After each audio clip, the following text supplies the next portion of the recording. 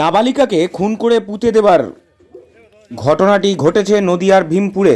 সেই ছবিটা অবশ্যই আপনাদের দেখিয়েছিলাম। আরেকটি ছবি এক্সক্লুসিভ উঠে এলো ডেলি নিউজ কলকাতার পর্দায়। ম্যাজিস্ট্রেটের উপস্থিতিতেই খুন করে মাটিতে পুঁতে রাখা মৃত কিশোরীর মৃতদেহ উদ্ধার করা হলো। ম্যাজিস্ট্রেট হিসাবে উপস্থিত ছিলেন কৃষ্ণনগর 1 নম্বর ব্লকের বিডিও রঞ্জন সর্দার।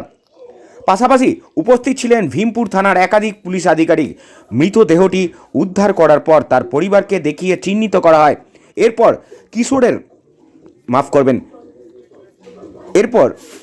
কিশোরীর মৃতদেহ ময়না তদন্তের জন্য শক্তিনগর জেলা হাসপাতালে নিয়ে যাওয়া হচ্ছে। দেখাচ্ছি সেই ছবি এক্সক্লুসিভ শুধুমাত্র ডেলি নিউজ কলকাতার পর্দায়। আরও একবার বলে রাখি, ম্যাজিস্ট্রেটের উপস্থিতিতে খুন করা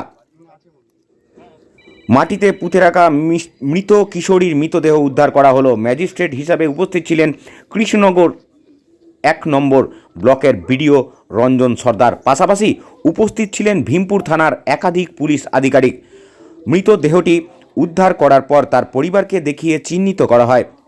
এরপর সেই মৃতদেহ পরিবারকে দেখিয়ে চিহ্নিতও করা হয়। এরপর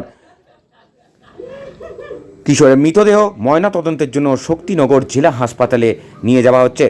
সরাসরি কৃষ্ণনগরের থেকে সেই ছবি আপনাদেরকে দেখাচ্ছি।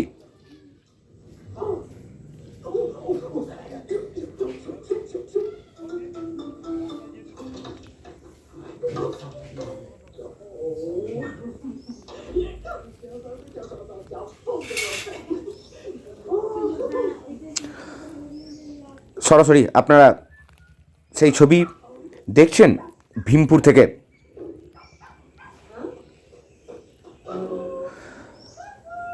ভীমপুর থেকে সুপ্রিয় পরামানিকের রিপোর্ট, ডেলি নিউজ। কি বলছেন পুলিশ আধিকারিক শোনাবো।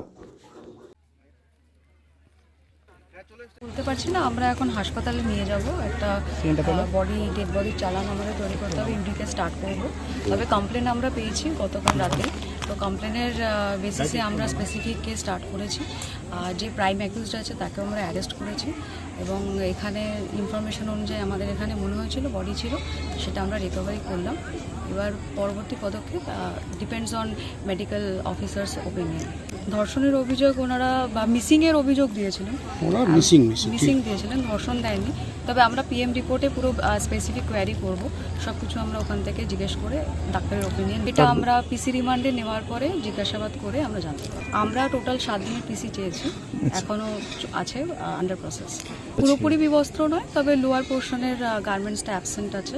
আমরা একটা আন্ডার গার্মেন্টস রিকভার করেছি, আর একটা আমরা in search of lower bottom part যেটা রয়েছে সেটা আমরা খুঁজে দেখছি। আর একটা ব্যাগ সাথে ছিল, সেই ব্যাগটাও আমরা রিকভারি করার জন্য দেখি কী করব। এটা আমরা এখন বলতে পারবো না, আমরা ছেলেটিকে জিজ্ঞাসাবাদ করে তারপরে। ছেলেটির সঙ্গে কি মেয়েটির প্রেমের সম্পর্ক ছিল, যেটা বাড়ির লোক বলছিল? যেটা আশেপাশের ইনফরমেশন বলছে ছিল, আমরা এখনও কনফার্ম নই।